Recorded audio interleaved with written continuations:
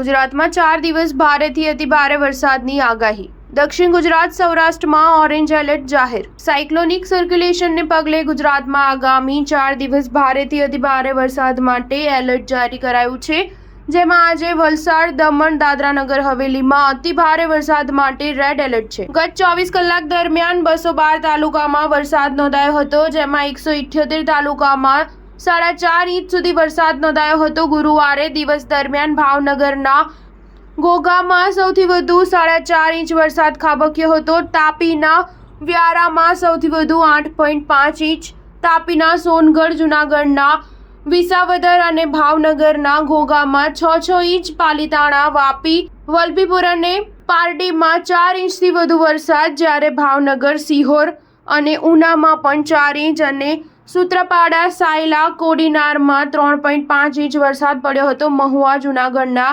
માળિયા હાટીના, વલસાડના ઉમરગામ, અમરેલીના જાફરાબાદમાં પણ 2 ઇંચથી વધુ વરસાદ પડ્યો હતો। ગુજરાતમાં હજુ સુધી 128.24% વરસાદ વરસી ચૂક્યો છે, જેમાં 128 તાલુકામાં 40 ઇંચથી વધુ, 105 તાલુકામાં 20 થી 40 ઇંચ, 18 તાલુકામાં 10 થી 20 ઇંચ વરસાદ નોંધાયો છે।